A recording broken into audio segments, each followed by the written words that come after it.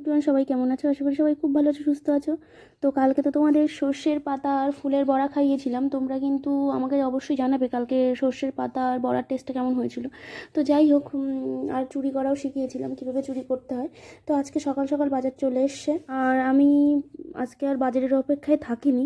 খুব সকাল সকালই রান্না বসিয়ে দিয়েছিলাম, ভাত বসিয়ে দিয়েছিলাম, আর ওইদিকে চচ্চড়ি বানাচ্ছিলাম, মানে পেঁয়াজের কালি আর বিট দুটো মিলিয়ে একটা চচ্চড়ি বানানোর চেষ্টা করছিলাম, কারণ বিট আর পেঁয়াজের কালি দুটোই শুকিয়ে যাচ্ছিলো।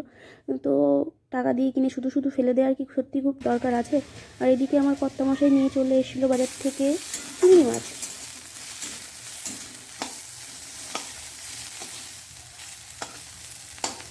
আর এই সবজি মাঝখানে আমি আবার কিছু তেল যাতে এক্সট্রা যেগুলো থাকে সেগুলো যাতে কড়াইতে বেরিয়ে যায়, তাই জন্যে আমি আবার মাঝখানটা ফাঁকা করে দিয়েছিলাম। তো এই প্রসেসটা হচ্ছে আমি ছোটোবেলায় শিখেছিলাম, যাতে এক্সট্রা তেলটা মাঝখানে এসে জমা হবে। তো চিকেনটাও ভালো করে ধুয়ে নিয়েছিলাম। আর আজকে কিন্তু নতুনভাবে একটা চিকেন রান্না করব, কারণ পেঁপে আর আলু দিয়ে। তো অনেক দিন পেঁপে আলু দিয়ে চিকেন খাওয়া হয় না, তো ভাবলাম যে ট্রাই করা যেতেই পারে, অনেক দিন যেহেতু খাই না। তো আর ভালো মোটামুটি আমার আলু আর পেঁপে ভালো করে কেটে ধুয়ে রেখেছি, আর মশলাটাও তো শিলে করে নিলাম। তারপরে চলে আসলাম সোজা টমেটোর কাছে। টমেটোটাকে ভালো করে কুচি কুচি কুচি কুচি কুচি কুচি কুচি কুচি কুচি কুচি কুচি করে কেটে নিয়েছিলাম। তো তারপরে টমেটোটাকে সাইড করে রাখলাম, তারপরে চলে গেলাম সোজা পেঁয়াজের কাছে। কিন্তু পেঁয়াজের কাছে গিয়ে দেখলাম, জানো কি দেখলাম? পেঁয়াজের কাছে গিয়ে দেখলাম পেঁয়াজের ভিতরটা খারাপ হয়ে গেছে।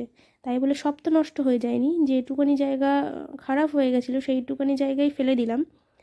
দিয়ে বাদবাকি পেঁয়াজটাকে ভালো করে ধুয়ে সেটাকে কুচি কুচি কুচি কুচি করে কাটবো। কিন্তু ব্যাপারটা হলো, পেঁয়াজ কাটতে গিয়ে তো আমার একেবারে চোখের থেকে জল বেরিয়ে একেবারে শেষ, কারণ প্রচুর ঝাঁজ ছিল, প্রচুর ঝাঁজ।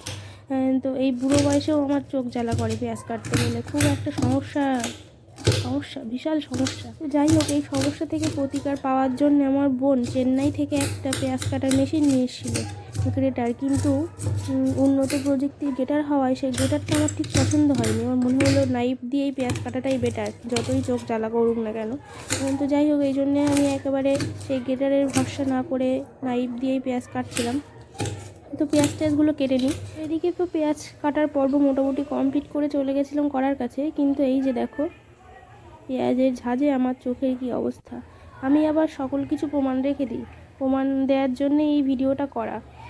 তো যাই হোক, এদিকে আবার কড়াইতে সর্ষের তেল দিয়ে ভালো করে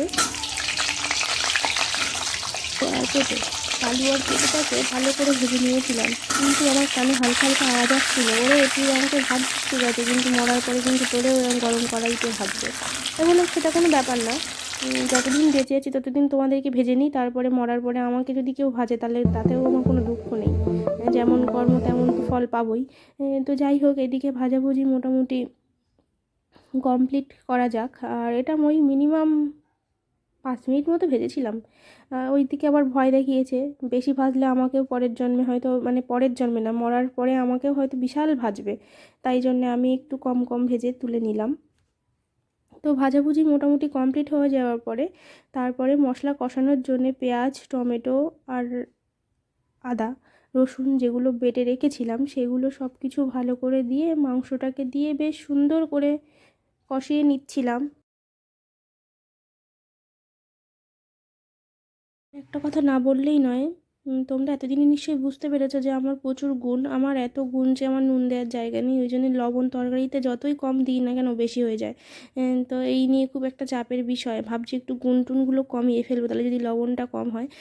তো এদিকে লবণ আর হলুদ দিয়ে ভালো করে কষিয়ে নিয়ে তারপরে এরকম পর্যায়ে এসে দিয়ে দিয়েছিলাম ধনিয়া পাতা কুচি, যেটা কিনা তরকারির টেস্টটা খুব বাড়িয়ে দেয়। ও আর একটা কথা, লঙ্কার গুঁড়োটা কিন্তু দিতে ভুলো না। একদিন তো এমন হয়েছিল তরকারিতে লঙ্কা দিতে ভুলে গেছি, আর একদিন তো লবণ দিতে ভুলে গেছি, তাও যে কী করে তরকারিতে লবণ হয়ে গেছিলো সেটা একমাত্র ভগবানই জানে। তো যাই হোক, এবার ধনে পাতাটা দিয়ে ভালো করে কষাতে হবে। আর স্মেলটা তো দারুণ দারুণ, আহা হা, কী স্বাদ! ভিডিও এডিটিং করতে গিয়ে এখনও আমার যেন সেই গন্ধ, সেই স্বাদ নাকে লেগে আছে। তো যাই হোক, রান্নাবান্না মোটামুটি কমপ্লিট, আলুগুলো সিদ্ধ হয়ে গেছে। তো এবার খাওয়া দাওয়ার পালা। তো সবাই ভালো থেকে সুস্থ থেকো। আজকের মতো ভিডিওটা এই পর্যন্ত, টাটা।